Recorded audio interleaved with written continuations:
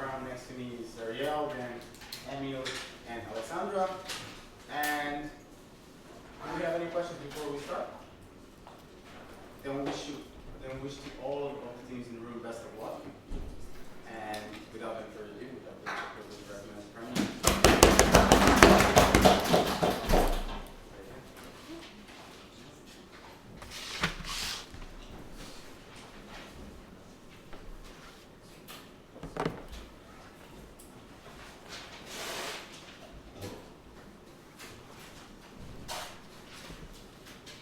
Thank you for the floor, Mr. Speaker. For the bigger part of history, we went to war and we ended wars based on decisions which happen in backdoor rooms. Like in a very small elite decided on the future of a public, and we think that's massively problematic. What we're going to do, so when there is a conflict, when there is a war, to be more precise, between two clearly defined entities, we think if there is to peace agreements gonna come to close, then there should be a binding referendum, and if that's a yes or there is a no, so if there is a yes, then obviously this peace agreement should be signed, and that's what we propose now. Okay, so why we think, what we're going to argue here in proposition? So two things mainly. We think that it's extremely important to have, when there is a peace agreement, that to have the consensus of the public, to everyone included in the society, and have a full agreement on what's going to happen. And then secondly, also, we think it's like a lot better if the political afterlife going to happen when the public is behind behind the decision. Okay. Yeah, clarification. How are you going to hold and enforce the results of the referenda, assuming that they are a yes result? Yeah, well, if the result is yes, then basically we're gonna sign the peace agreement. So we're gonna end the war, and that's it. Okay. So why we think that this consensus is extremely important, right? So we think the population is also should be in line with the elite, which is a very minor political lay would decide. So it's not just the generals, it's not just the prime minister or whoever's on top, but also what they decide. That should be very clear and agreed on what the people what they think. Because why?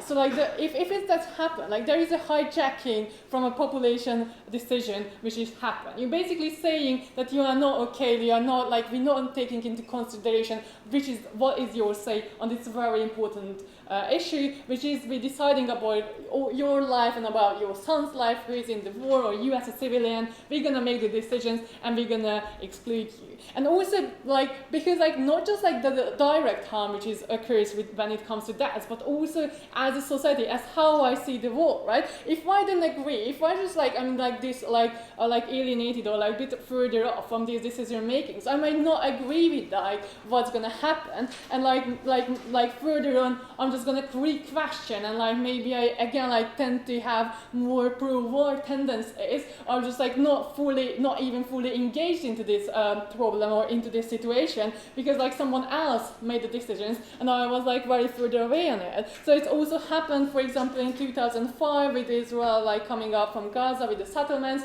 and then the public, because it was also first distant and secondly wasn't really a say on it, they basically then they were against this decision, what we could see again and again. Okay, and why we really think it's just not the consensus item, not just that they need to stand for this together, but also what happens if this vote is gonna be yes and the public no, and the public basically got into consideration and they voted yes for this referenda, and what happens then? So what we think the legitimacy which the peace agreement gonna gain by this referendum, that's gonna be a lot more stable, and then from that, basically the political discourse will be more mature and healthy, because you basically clear the table. You are on the same page with everyone, and we think it's very important that the public feel included, put their input into this process, and by then, basically, we moved on from that, whether that question was okay or not. We everything got together, and we can shift the discourses, how to build after the political lives with them, right? And we think also why this yes, and then like why this? If there is a yes answer in this like outcome from this referendum, so like 2 things on this. Like firstly, we think by that also the 4 P's things so the 4 P's political movements like gonna gain like more weight in these discussions, and we think that's very good because there will be a more responsibility, and that's what I'm going to talk in my second point, more responsibility and like engagement and like attached with this direction. And secondly, which is why is it more likely that the public will feel it? So like from that side, what the public think is basically because at that point, when the peace agreement is so close, what happens that basically you're deciding directly on the death. So like if there is a peace agreement gonna like take into action, what means that there will be no more deaths. So basically the emphasis on that decision on your part is extremely strong, because at that point you would like be the most beneficiary participant in that agreement. And why we think that's very good, because they can engage, because like yes, as I said, the benefit would be extremely big marginally there. Okay, secondly, why we think that the democratic choices and checks in this in this process is like gonna like what we need to do and we have an obligation to do, and why like that's the right way to go, and also gonna lead to better outcomes, right? So like basically how I started my speech, so when we like why the checks are legit, because we get, and then probably like, you know, we're gonna have this like, oh, there is like some information are a lot better accessible for the generals and politicians. What we say, why the checks, and why is it so like that the democratic voice are so important in that case? Because we're deciding about these people's lives, we're deciding about our soldiers' life and our civilians' lives, right? So like the outcome what the politicians are doing is basically you, and that's why you should be an agent in this decision, and you should decide what's going on, because basically they're deciding on your life and then and your son's life, right? And it's not just a check, it's not just like there will be an extra check by this, that like, you know, that the general is gonna have like, and the politician's gonna have some direction, but you just like basically have an extra input in there, so basically there will be more like discussed. But secondly, the responsibility thing, like we by that making people responsible to make this choice, right? So we involve, we saying like, if you voted for no, if you want to go on with this war, then that's your responsibility. And we think that's extremely important, because that's when the people like gonna fully understand what the war means. They're gonna understand like what is it if there's soldiers die, if there's civilians die, because your input was there, because you can be responsible. It's also you why you voted no, and the war's going on and the dying going on. And secondly, you basically had the say, and it will be just like better considered, and that's why to beg you to propose.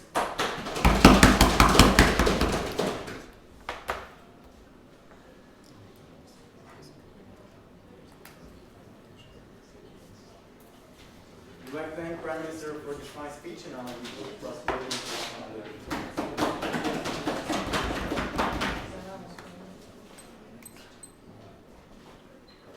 Where does that?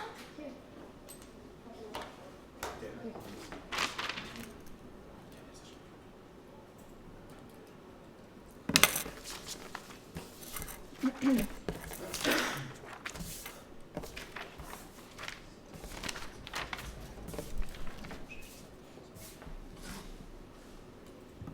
Mr. Speaker, a couple of issues that we have with opening government. And first of all, the characterisation of these referendums, where we think they're actually going to happen in real-world examples and not the Western liberal democracies that we seem to be getting out of opening government, although we never actually say that, because it would be ludicrous to suggest this would happen.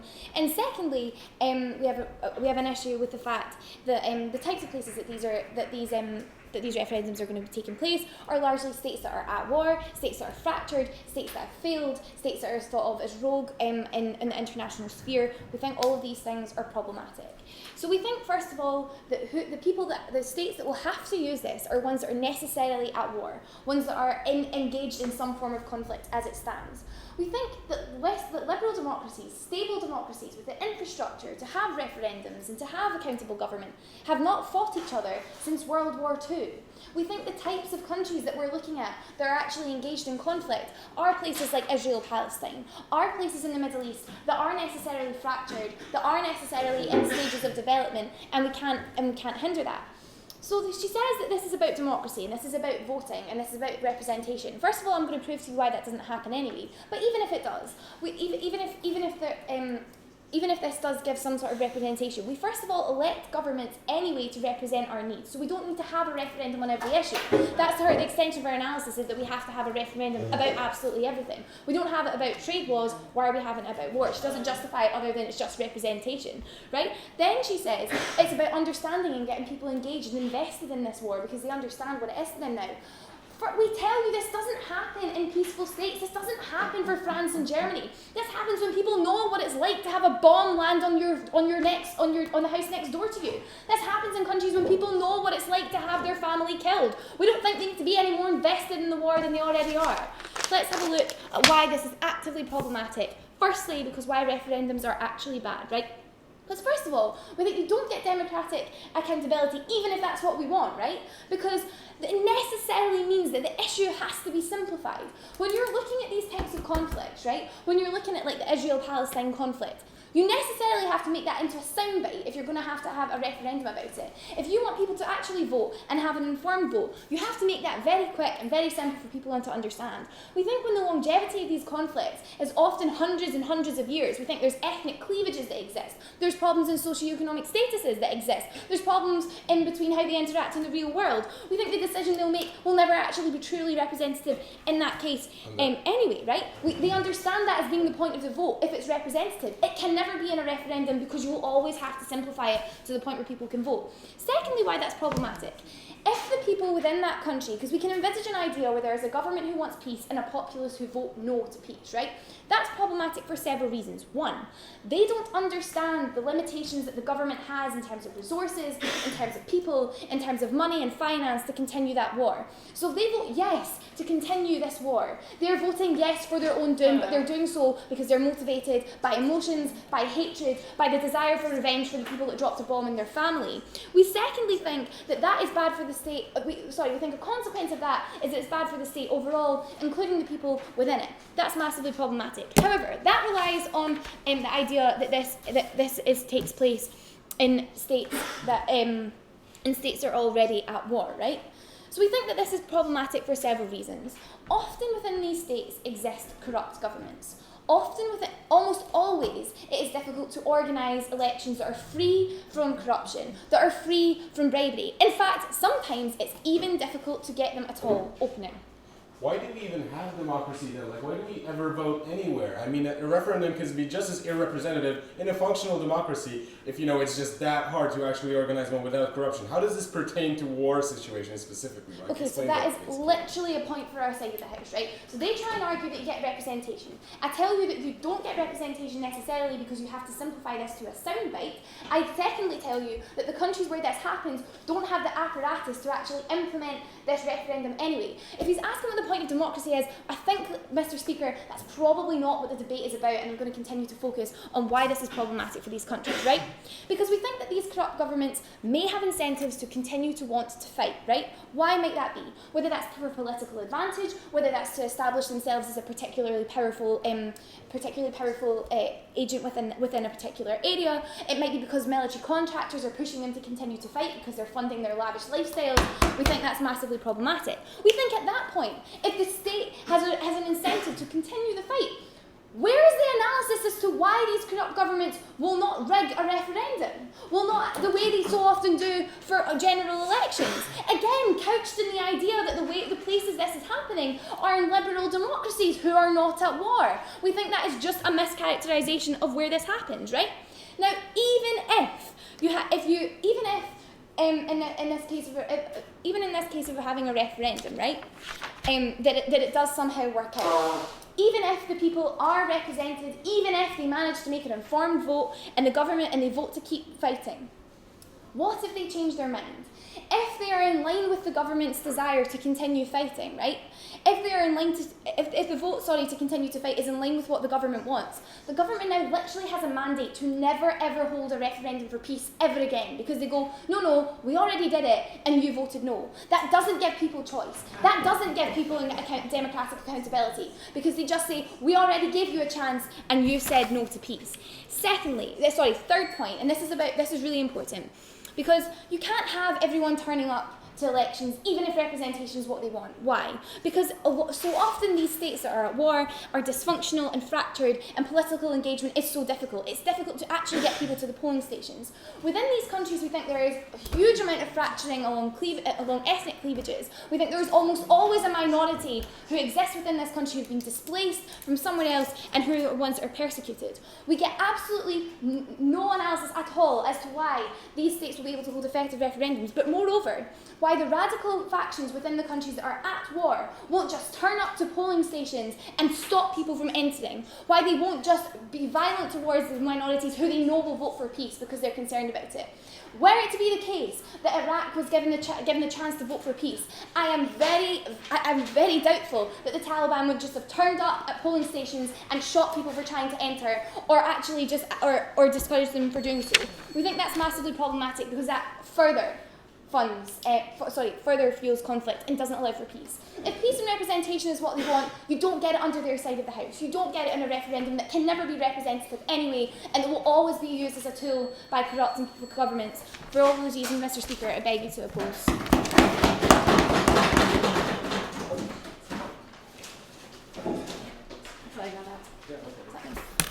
We're rectangular of the opposition for this fine speech, and now continue our case. We have the floor to the attorney.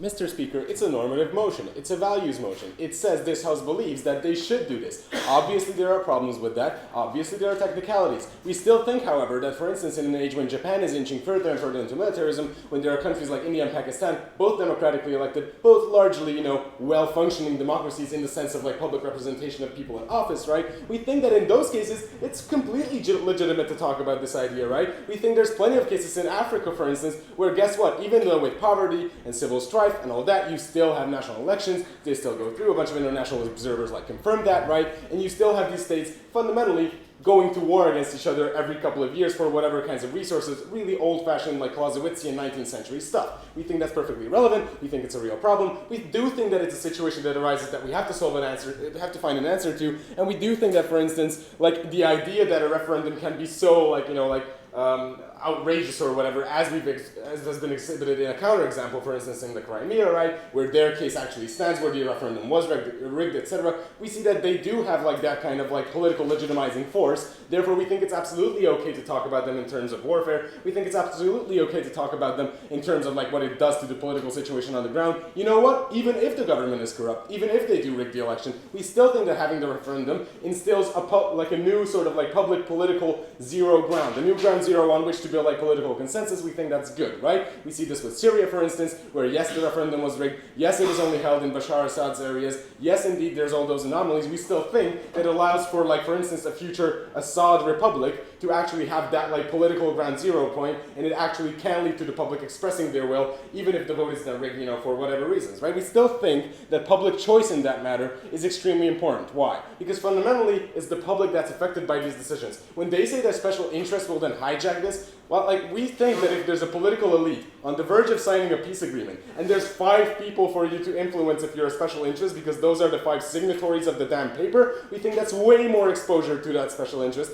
We think that's absolutely exhibited in, for instance, how the United States was influenced on whether or not to stay in Iraq or Afghanistan, right? That's when you get Halliburton coming in and saying, no, you need this troop surge. That's what we're going to do. We're going to solve this conflict of too many boots on the ground by putting even more boots on the ground. You buy even more trucks and even more stuff from us, thereby whatever, we don't care. We think that those are the situations where special interest comes in, exactly when the public is shut out, exactly when the power mechanisms get really simple to infiltrate because of the small number of people making those decisions. But let's just talk a few things about their sort of skewed idea of what democracy is. They say stuff like it's just representation. Well, hello, if a country's population is being slaughtered, oftentimes by its own government, we think that it's absolutely legitimate to say that that country should have a referendum. We're not saying it's going to be perfect. We're not saying you're going to get 95%, 95% like turnout or something. Obviously not, because the country's at war, right? We think that's okay. Still, if you have 30% turnout, largely amongst the population that's at least somewhat isolated from the conflict because they can even go to their polling stations, we think you get people to act on their best behavior, right? We think that you put them in a situation where like you're on the margin of a decision. You can either vote for peace or you can vote for war. First of all, we think that this will make people much more likely to vote for peace because they're more directly exposed to the actual situation of like, losing lives, losing their children, etc., possibly like having their homes destroyed and all that. We think that that's pretty cool, right? But there's also like this idea of like a simplified thing. Well, whenever a peace agreement situation comes up, it's pretty damn binary. You either sign it or you don't. And in many cases, we see countries not signing peace agreements, not ending conflicts, just a moment, not doing it, right? Not doing the right choice for the public because they're influenced by other factors. When the public has the choice between peace and war, we think that that choice is actually that simple to make. We do think it's binary in most situations. We're very happy to give it to give that voice to the public to make that decision. Opening. Okay, so if a government knows that it's people who vote for peace, but it's corrupt and that it's already taking money from special interests, why will it not rig an election to keep fighting and get that money from the special interests that it already is? You know what, maybe it will. We still think it's better to have like a public referendum. We still think it's better exactly because of the second argument that we had, which is the learning process, right? Which is actually like the democratic check and choice theory that we talked about, right? So just to like quickly rehash this, right? When the public is at stake and you actually give like a choice to the public on deciding on their own future, in some sense, like you know that there's going to be like more public awareness to the idea that war is something that a nation goes into together, right? Like a nation like India, a nation like Pakistan, a nation like Japan, right? We think that in a situation where you're at war, you're given the choice to end it or not, right? And you make either choice, there's plenty of like post-war reconciliatory effect to that because you now can say that you can't just push the responsibility of that war onto your political elite. You can't say it was the ugly guys in the parliament building that made that decision. It was your call, right? You had a say in it, no thank you. Even if like it's not an optimal referendum, even if it's only partially representative because of like low turnout or slightly skewed polls and stuff, we think that that means that you now have that like learning experience of having been there, right? We see an immense problem in situations like, for instance, I don't know, whatever, like the Dayton Agreement being bashed on because it was not public, like legitimized by the public, right? We say that in situations when, in fact, for instance, the Dayton Agreement is voted on or voted against by a population and they see the effects of that decision, they are personally impacted by what they crossed over, like which box they took. We think that that's pretty cool. But to get back to these ideas, which opening opposition completely failed to engage with, is what happens after the war, right? Like what kind of consensus is built, no thank you, after the war, right? We say that fundamentally there's this problem of like a low level of consensus in society on whether or not ending the war or not ending the war at that moment was a good decision. And we see this all the time. We see this in very established democracies. We see this in the United States, for instance, where the ending of the Iraq war is still a contentious political issue. In 2014, we actually have like candidates coming up and saying, we should have stayed there, we should go back today, right? We think that if there's a referendum, for instance, in that situation, where you can actually have like a public decision on it, it creates a new consensus and a new basis for political debate. We think that's useful in both cases. We think that's useful when they vote for peace, because then fundamentally it's easier to prevent the country from making the mistake or the false premise of a mistake of going to war again, right? We think that fundamentally it helps political positions emerge on the political spectrum that are more supportive of peace and more pacifist in nature, right? We think that it creates a taboo around war. We think that's pretty cool because less people will die. On the contrary, if there's the common decision of not signing the peace agreement, of not actually creating that, there's now a new political consensus on the idea that the country wanted this, right? Even if we suffered as a result, even if a bunch of people died, even if we perhaps lost the war after not signing the peace agreement, we fundamentally know why that happened. We know that the country was in this together. We think that that togetherness leads to better and more stable political systems and outcomes. We think that it leads to more democratic legitimacy to anti-war political positions when it does happen, and even if the vote is post-war, the political makeup of that country can rest assured that the public's will is clear and the public's will has been expressed. We don't think this is an issue of technicality. We don't think this is an issue of hijack voting. We think this puts a choice back into the hands of the democratic public, and we think that's pretty cool. We beg you to propose.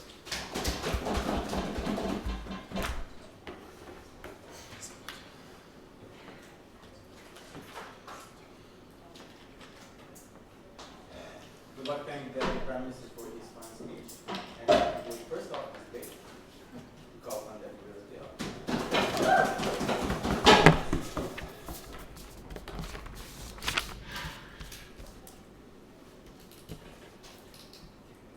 Mr. Speaker, we would argue that any two states at war that are likely to hold effective referenda on a conflict and get a yes vote on both sides that they adhere to are probably on the verge of peace anyway. That is probably not a prime example of where you are actually going to be needing better resolution of this conflict. You are probably talking about states that are either on their knees or are close enough due to other more effective measures such as mediation, intervention from other companies, like example the Oslo Accords, they kind of worked for a while. Things like that, like where you have somebody else mediating, are probably significantly more effective. They're probably not actually a relevant example. Proposition have not given us any analysis about what would happen in a no vote, in a vote where states renege on those yes votes, or in any other examples, or for example, where two states vote differently. They've only given you an example that is actually probably not particularly relevant to the debate. Secondly, they never consider the consequences of a yes vote. Right, because they say that you'll get, what if you get, a no vote, like insofar as like you'll vote to continue the war? What if you get two states who are like, yes, this is a great idea, we would love to continue going to war, neither government have a political mandate, and then they choose examples like Japan and China, incredibly nationalistic, proud, and with huge regional tensions, who are extremely likely to vote to continue to be at war. So then their states have a mandate to continue with a war, which leads to more death. I don't think their harm or their benefits tally with the harm of a massive war emerging, because a state now gets the authority it needs in the eyes of the international public to continue with this. It doesn't seem to make sense to me. Thirdly, on this idea that even if you don't get a great result, what you do get is a learning process and an introduction of democratic principles. How disastrous to, in many states for the first time, introduce democratic principles in a situation which could lead to you going to war or continuing to be at war. Or, as my partner points out, they could be complete disasters because you're supposedly in a war zone. If you're in a war zone trying to hold a democratic election, it's going to be incredibly difficult to hold it in any sensible, safe way. People will die in the streets in their attempt to make their vote. Given that that is the case, how on earth can that possibly be a good learning experience for the presidential democracy? If we're assuming that like democratic values are inherent good, and we all are, then that's not a good way to introduce them. 2 points from DLO. Firstly, if states vote differently on whether or not they want to go to war and the horrendous consequences of that. And secondly, if states break the treaty, because there is absolutely no mechanism as to how this will be enforced, so we assume that it's a possibility, right?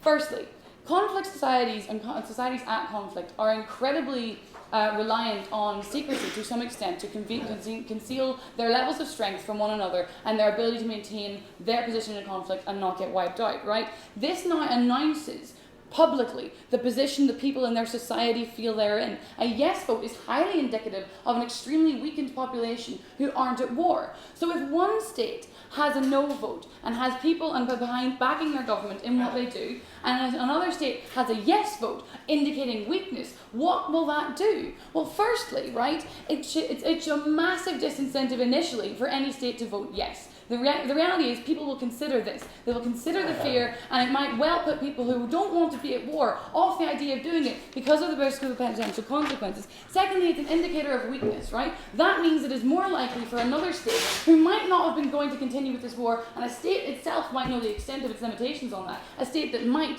without this referendum, have become peaceful, now knows that if they keep going long enough, they might actually win. And when you're talking about disputed territory and borders and when there are resources at risk, that's actually incredibly important, because now they know they're closer to winning. It's an indicator of the willingness of the people to even perhaps overthrow their own government if they voted yes or no when their government wanted to continue. Moreover, it galvanizes the troops for no, and it terrifies the people who have voted yes, because now they've been betrayed by a system that was supposed to bring them together. What's the ultimate consequence of that? These people are going to go back to war. They've been betrayed by those who they may have seen as common to them, the people in this country, not just the government, now the people who they may have an ethnic hatred for in the first place. Now the people in that country have decided they would rather continue being at war with them. So what does that do for long-term possibilities of peace? It teaches the people who voted not to go to war that that was a mistake, and that they could never and should never have trusted this other country in the first place, right? The ultimate point of that is it becomes much more difficult to secure a lasting peace and guarantees that this conflict will continue. I'll take closing. So give me an example of a country where the majority of the population was strongly in favor to continue the war and the government wasn't. Where the population wanted to go to war and the government didn't want to go to war.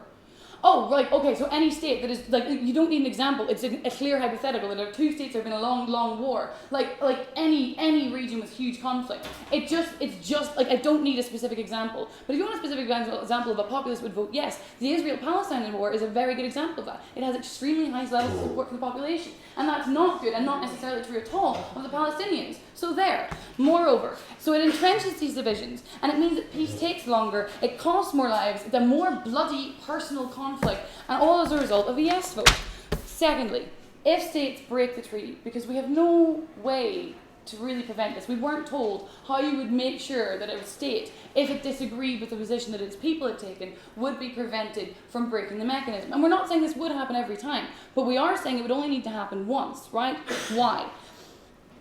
A populace votes for peace. If the government reneges, the other side will never trust them again. If assuming both sides had voted for peace, if both sides had voted for peace and one government reneges, that is it. The trust is gone. There was a potential for peace and it has been destroyed.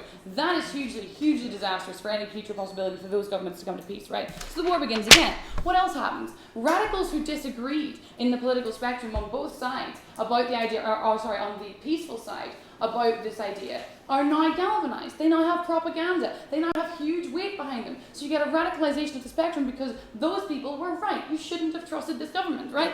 What else?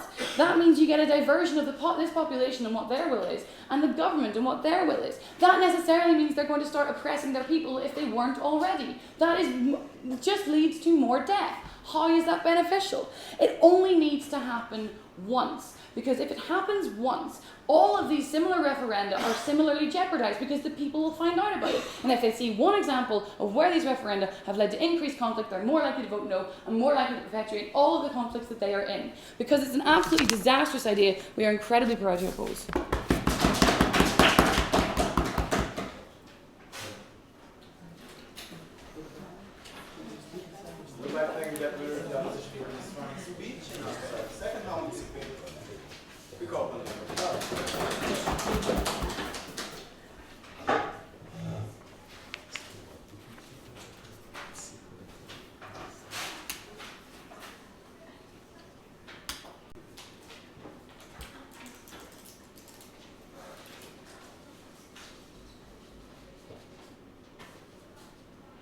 What is going on so far in this debate is that the side opposition simply presents a situation that is not realistic in any way.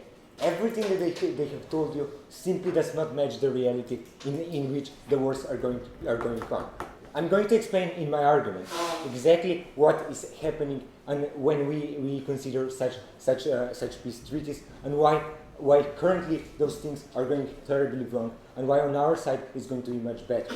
But more importantly, whatever they say, they have no examples to prove that. Even when they talk about Israel, they simply ignore the reality of that war. So my point of extension is why people are not generals should decide. Because we think that right now what is going on is that when we talk that politicians are the ones that decide, it's not necessarily the democratically elected politicians are doing that.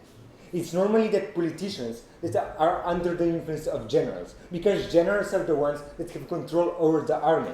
That means that politicians have no power to do anything democratic, because the generals are the ones that dictate what has to go on. Like, we think this is like the problem is that those military elites have like control over all of the equipment, are the ones that ultimately decide the policy that is going on. We think this is very harmful. We think the problem is their values are like very connected with militarism. We think that it's problematic because it's much about personal prestige. We think it's very problematic because they might very likely abuse this situation because it's such a small core of military generals that are the ones that can decide. We think that it's also problematic because once we talk that this is a very small people, it dictates what kind of issues are going to be debated about. It can be under the pressure of local and foreign groups that can pressure on that very small group. Like, we think what happens on our side is that this small group that are ultimately on both sides going to write proposals cannot write whatever they want because on our side the people are going to say whether this is okay or not. So we think it's much better when the people are the ones that have pressure over them. Because right now it's small personal interest of a very small group, and we don't think how this could be possibly good. Like we think this is like really problematic because they could abuse the situation. They do not represent the common people. They're not the ones that are on the ground when the rockets hit the civilians. They're in a very distinct situation. We think that they should not be the ones that will decide about the fortune of the civilians. Also, we think it's really important that the people are the ones that are affected by the war most. Because this means this affects their daily situation, it affects their life, and we think they're the ones that deserve to be the ones that make these decisions, because this is ultimately the decisions that affect their life. Okay. We think this is pretty clear that like right now the process is not very clear. It's within a small group that can abuse all the power. We think this is not good, and we think that in history this has proved to be very bad, especially in 1980 with the Versailles Agreement, which was basically signed against all the wishes of the people within a very small group, and it proved to be a very dangerous proposal. If there were people that would vote against this, like this would never happen, and like those generals would have to be accountable to the people. No.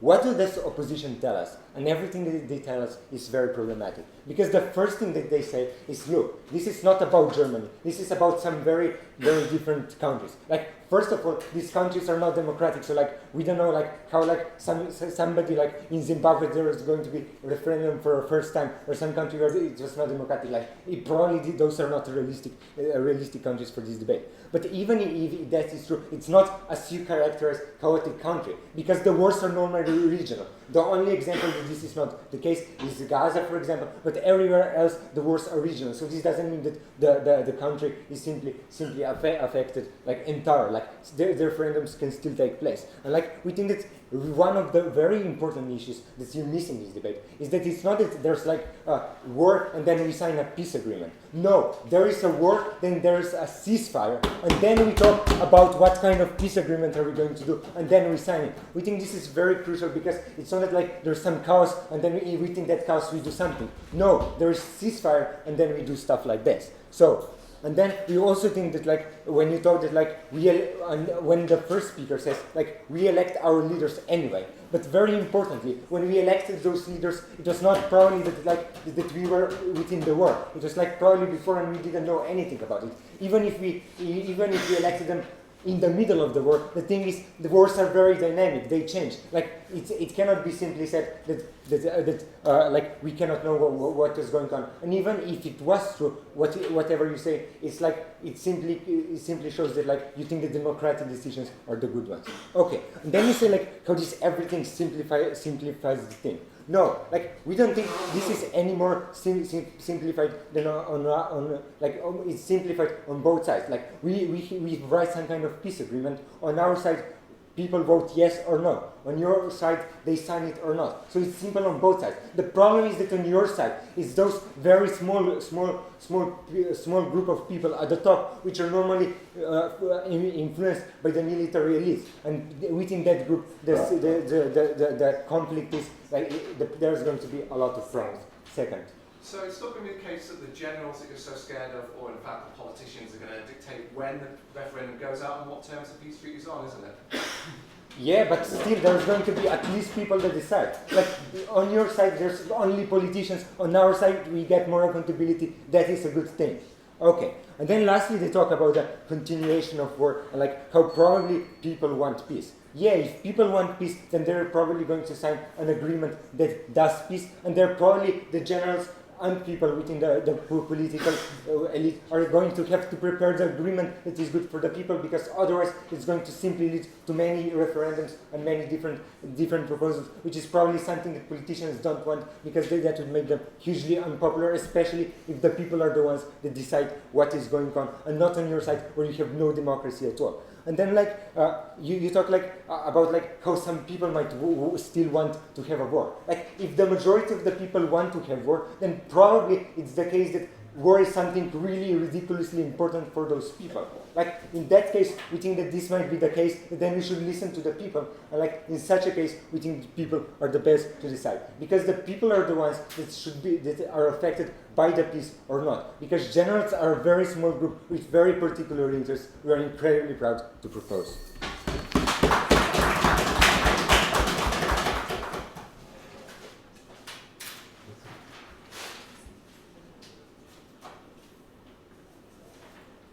representative member Bjorn for this speech, and I'll take this one closing the position of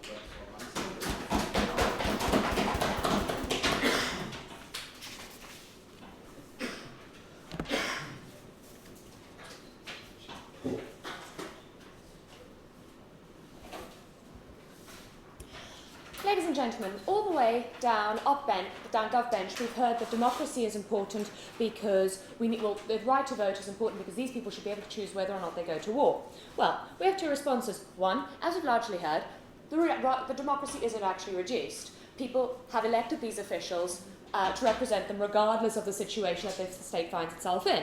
So that's the first point I'll address. And the second point, the key point, is that this model in effect only gives the population a veto power over a peace settlement. It doesn't actually give them the right to say yes, because, as I'll explain, politicians decide when they have a referendum and when they don't. So the first point, there's not actually a severe reduction in democracy because you elect your party to represent you regardless of what the future holds. When you put your vote in the ballot box, you know full well that you cannot predict the future. You're saying to the government, we're allowing you to make a decision based on every aspect of our lives, from who collects my rubbish and when, to the healthcare system, how much I have to pay for it, whether I have to pay at all decisions which severely affect your life. No, thank you.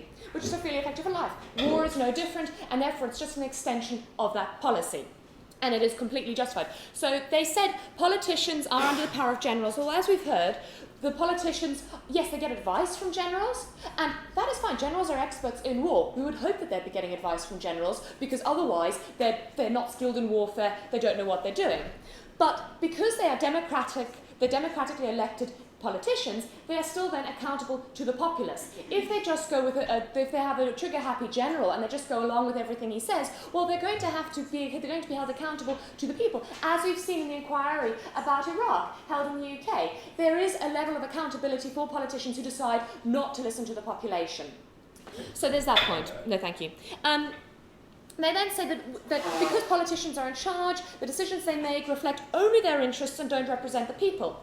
Well, that undermines the whole point of a democracy. We're voting to give this small group of people power to make decisions that reflect what we would like. That is why we've voted. And yes, of course, some of the decisions they make might not be totally in line with what we think, but we have given them that element of trust, and that is part of being in a democracy. Those are the harms, but the benefits of a democracy obviously outweigh those little harms. No, thank you.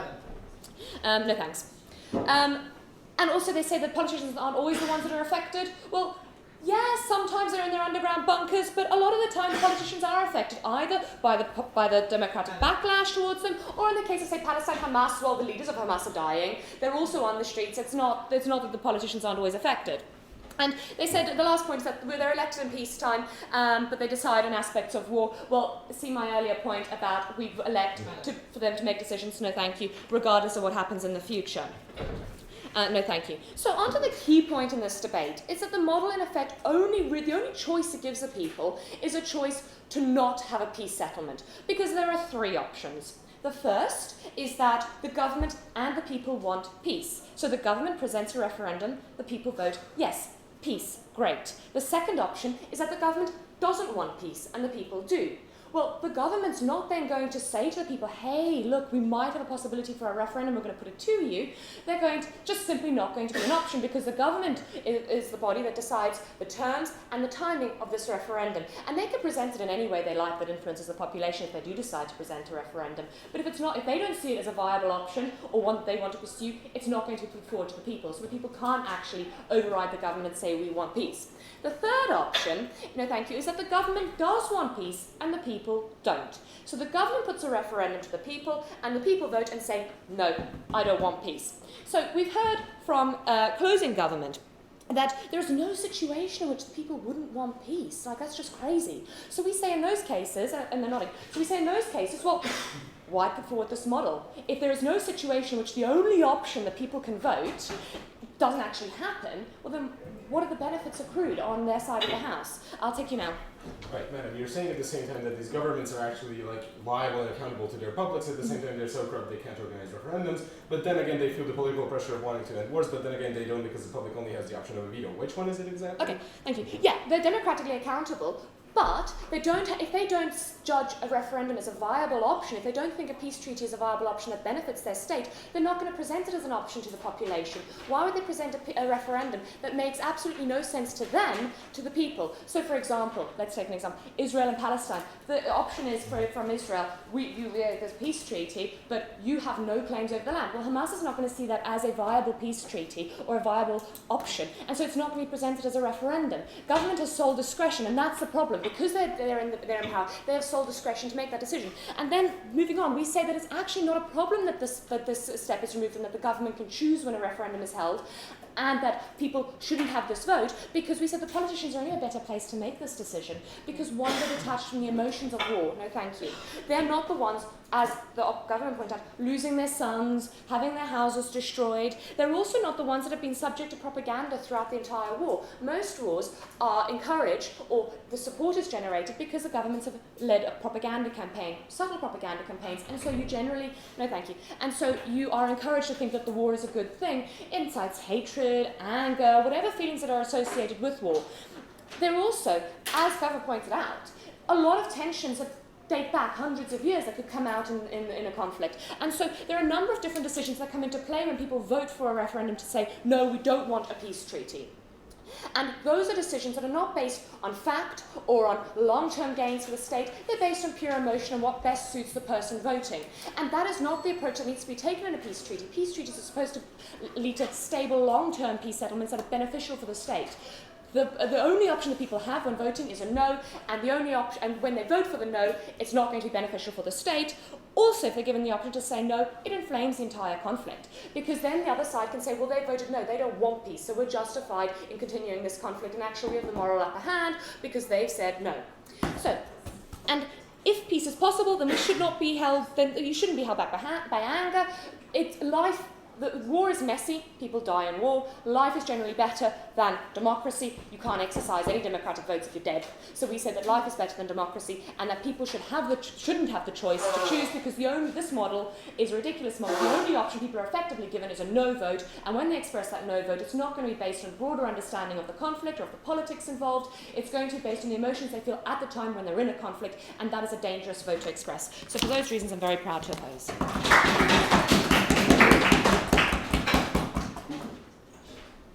Left-hand member of the op for this funny speech and I'm sure it's capable of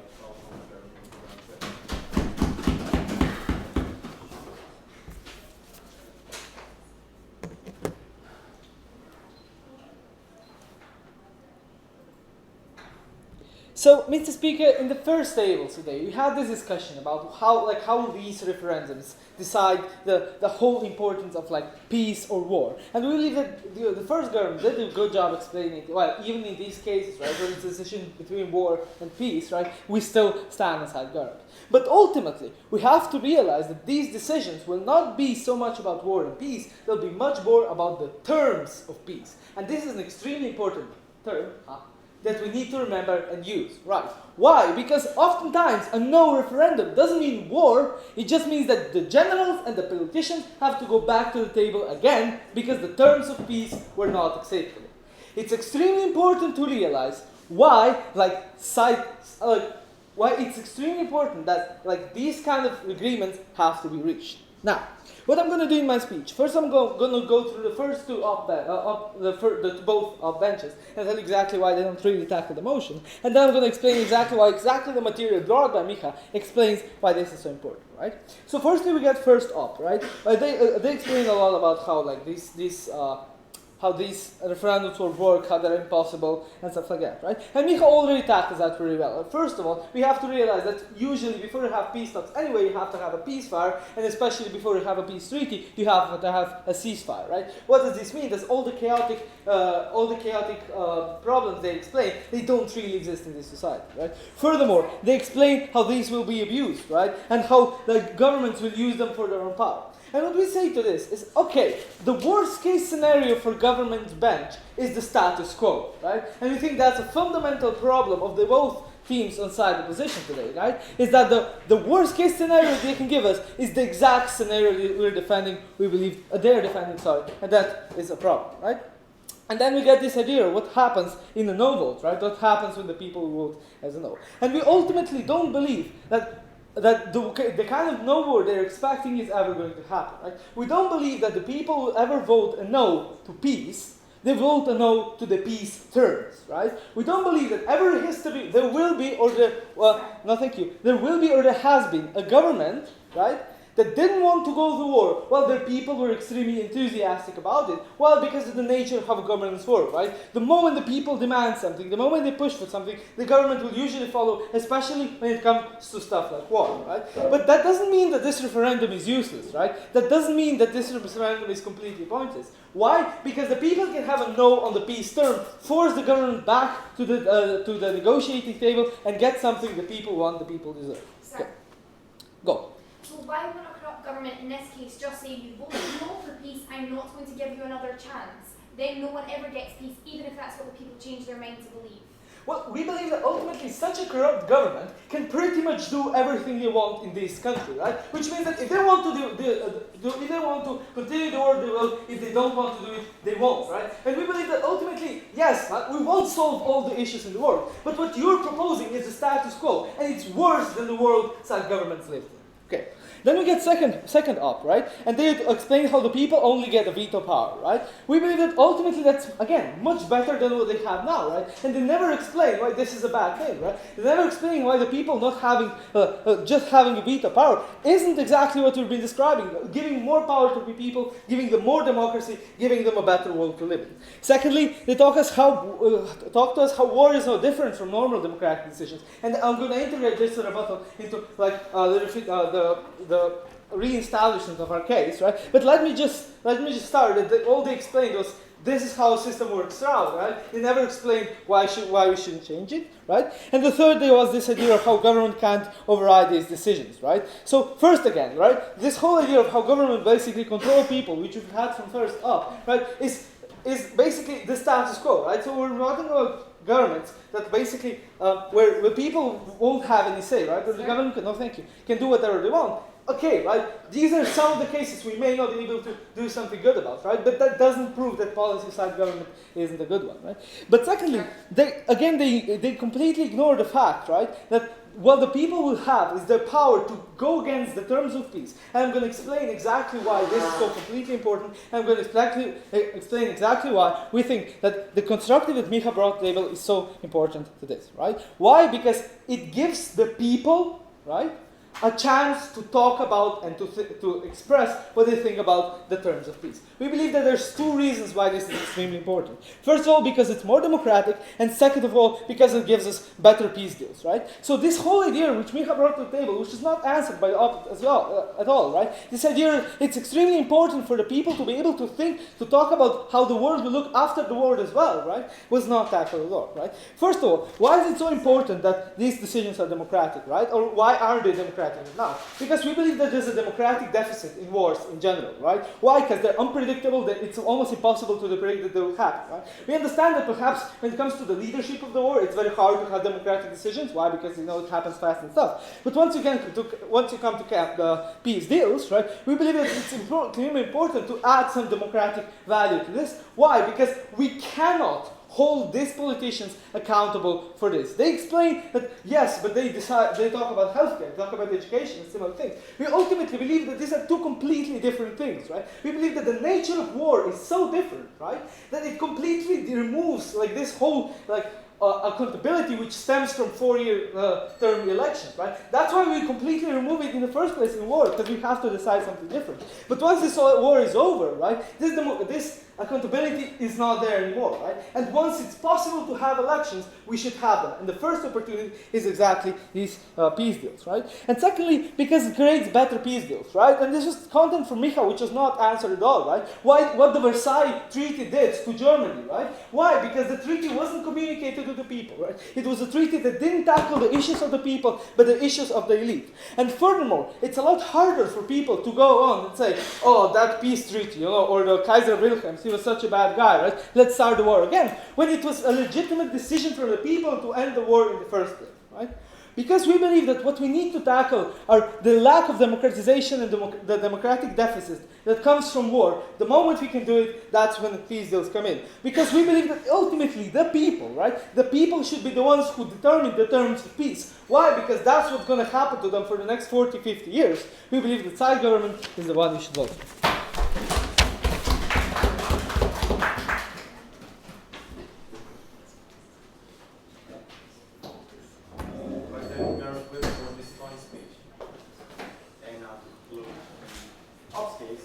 This whole debate and as preliminary rounds at your doesn't particularly like the other.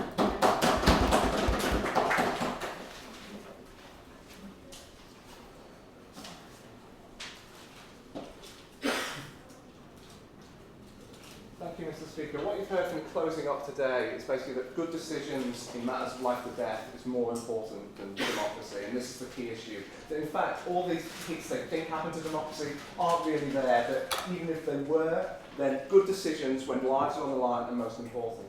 Before I go through analysis summarising the debates and explain why the leaders' points have beaten everything we've heard from that side, a couple of points of rebuttal. We've heard the idea that the military elite are going to dictate ceasefires, and this is actually where peace occurs, because after the ceasefire, it's just an inevitability that you negotiate terms. Firstly, no, it's not. Look what's happening in Israel and Palestine at the moment. You have a ceasefire, you have a time, terms break down, you go back to war. Secondly, the motion's about the peace rather than the terms, and even when it is about the terms, that the politicians are singularly in a better place to understand those terms and to make good decisions based on those terms. They want you to believe that when a government, when a population reverses terms, it will just go back to a period of negotiation. This isn't how referenda work. What you don't see is, in the EU, in independence referenda, you don't see a no vote followed by another vote 2 or 3 weeks later on slightly different terms. No. No means no. It plunges you back into war until the war will reach a different stalemate and different terms will be negotiated. Lives will be lost for nationalistic hatred, and that is a very bad thing. We've heard that we are saying that their worst case scenario is basically the status quo. I don't think that is what the leaders are saying. The leaders are saying that the worst case scenario is that wars that would have ended, lives that would have been saved, communities that wouldn't be wrecked, all that doesn't happen. Instead, lives are lost because peace isn't made, because their communities are wrecked. That's what we're saying is the problem with this, because bad decisions are made by the population of war. And then finally, just to clear something up, just because the government doesn't divulge politically sensitive material, it doesn't release all its secrets, that doesn't mean it's automatically corrupt. There are extremely good reasons, especially in time of war, to keep military secrets safe, to keep negotiations under wraps. This isn't corruption, this is just the actual action of conflict. Okay, so we've accepted now that what the people have basically got is a veto. And what Belize has told you is now we have 4 options in any given country. One, we have that no one wants war. Brilliant, no referendum, no one wants peace. There's no referendum, there's still war, would have been war anyway, we're equal on both sides of the house.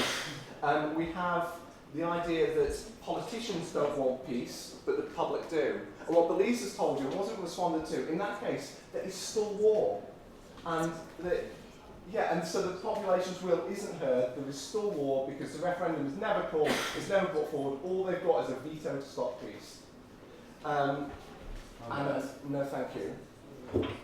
Finally, you have the idea that the politicians would like a peace and the population reject this peace. And this is the only time when this measure is effective.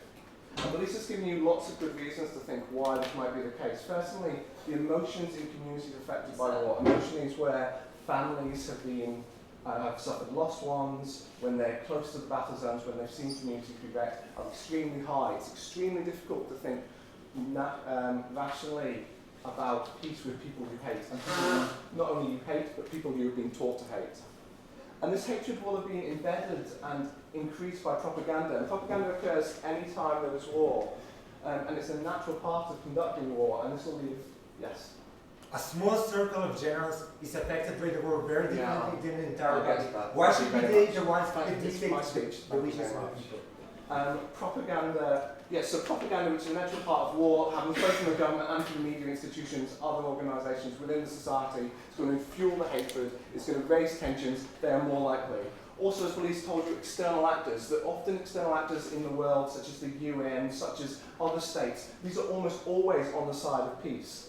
And so these external actors have extreme amount of pressure that they can put on other governments. What they have a lot less pressure is on the citizenry of those states, that are on the electors. And so once again, we see that where pressure can be made to be put forward for peace, that the peace isn't there. Finally, we got to the specificity of terms. And what we say is that politicians who have the expert advice of the generals, who understand the situation, terms are extremely complicated. But these aren't simple documents. If you look at peace treaties, they're long, long, long, long. And if you want the population to be thinking about each one of these clauses, and instead saying, we don't like this clause, I don't like this clause, we should go back to war until we can get rid of this clause, more lives should be lost, more people should die, more communities should be wrecked to change it, we think that will almost exclusively be a bad decision. We think it will almost exclusively be based upon nationalistic hatred. And that is a bad idea. I mean, they've been asking for examples about where the population might be bloodthirsty. And we'd say, if you look at the Middle East, if you survey people around how they feel about Israel, I think there would probably be war. That war would continue no matter what pressure you put on the politicians. I think if you look at other places in Africa where there have been these tensions, I think even if you look where we're standing now, 7 or 8 years ago, that the tensions and the hatreds in the society, in the communities, would have made that war last longer than it needs to, longer than we want it to. Sorry? No, thank you. So all they can say to come back from this is either, one, that we want wars to go on longer. There are occasions when we want wars to go on longer, and that the population understand these things better than politicians. But they're not giving you any analysis to explain why that might be the case. And what we say is that there are just so few just wars. And what are just wars is when you're balancing the right to life against other rights to life. When you're balancing when other lives on the line, there might be reason, and that isn't reason to have democracy, because governments are going to be less likely to engage with it. Democracy isn't actually spoiled in this war. We have representative democracy to allow leaders to elect leaders who we trust to represent us, and that's what Police has told you, that's there. But even if that wasn't the case, it would still be right that we should promote a measure that produces peace. We think that the right to life is fundamental here. The damage done to communities, the damage done to individuals is so harsh in wars. Communities never recover, lives never come back. Right to vote, yes, it does give you some political enfranchisement. The Police says, completely accurately, you can't have that when you're dead. You can't have any of the other rights which we value when we are losing lives. And if peace is the most important thing in this motion, then it must be on our side that we win, because on their side they don't get any more peace. They only get more war. That's what a veto can do. It can only give you more war. So for that reason, and for many more, we are very proud to oppose. Let things speak for the speakers. We let things all speak for the speakers. First floor, shake hands, and let's go. I think we were on 14 now.